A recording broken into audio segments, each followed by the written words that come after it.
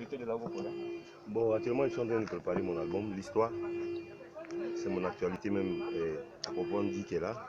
C'est l'album. Et puis l'album, maintenant, faire un concert, un grand concert au Palais de la Culture.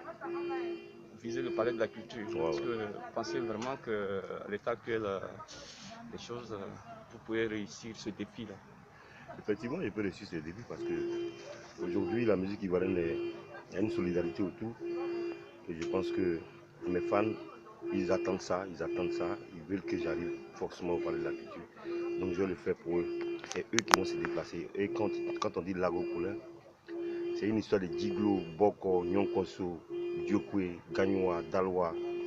C'est toute la Côte d'Ivoire. C'est encore sûr? Et qui sont vraiment ces fans-là? Parce que qui sont vraiment ces fans? Vous pensez que c'est ce que vous avez vraiment cité? Ouais, mais effectivement, tu sais que moi je suis toujours en spectacle. Hein. J'ai commencé à chanter depuis 1991. Je suis le seul artiste de l'ancienne génération. Les spectacles que moi j'ai aujourd'hui, même quelqu'un qui sort au cassette aujourd'hui ne peut pas avoir ce genre de spectacle. Parce que je bouge beaucoup. Le vendredi, je suis à moi. Le samedi, je suis à Daloa. Le dimanche, ce dimanche-là, je suis à Boaké. Voilà. Est-ce que Lago Polin n'a pas quelques regrets depuis un ancien, mais la nouvelle génération a le vent en poupe et quand on voit Lago Polin, bon, c'est la vieille classe. Quelques regrets? Non, j'ai pas de regrets, ils m'ont jamais dit ça. Ils savent que je suis le maître. Nous, ils savent que je suis le maître parce que avant de venir à la chanson, nous tous on a été on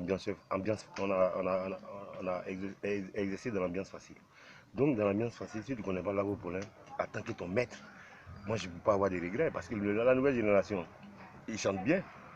Aujourd'hui, c'est grâce à eux le Zouglou tient son fil conducteur. Donc je ne fais que les remercier, mais cela ne veut pas dire que moi, leur maître, non, je n'ai même pas de regrets. Oui, mais si je rejoins mon confrère pour éclairer sa question, en 2010, Lago Polin a soutenu Alassane Ouattara. Est-ce que par rapport à ça, ses fans n'ont pas un peu reculé? C'est vraiment de ça qu'il s'agit. Non, mes fans n'ont pas reculé.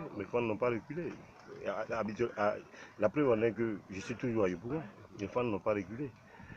En 2010, chacun est parti soutenir son candidat. Moi, si c'était à refaire, j'allais le refaire.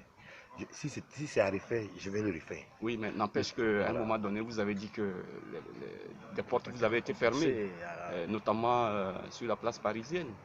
Effectivement, bon, vous savez, on peut toujours parler mal de la France et puis se retrouver en Europe pour insulter les gens. On s'est rappelé ici, ils ont dit non, à chacun son blanc. Mais aujourd'hui, là, quand tu dis à chacun son blanc et puis tu fuis, et puis c'est à Paris, tu t'assois pour exercer ta politique.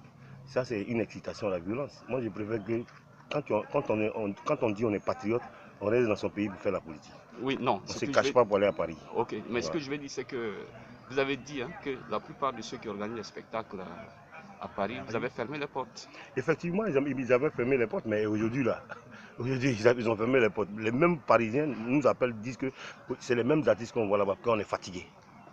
On veut de nouveaux chanteurs.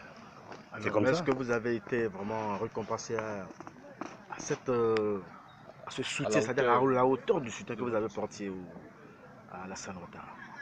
Moi, je ne l'ai pas fait pour recueillir quelque chose. Hein.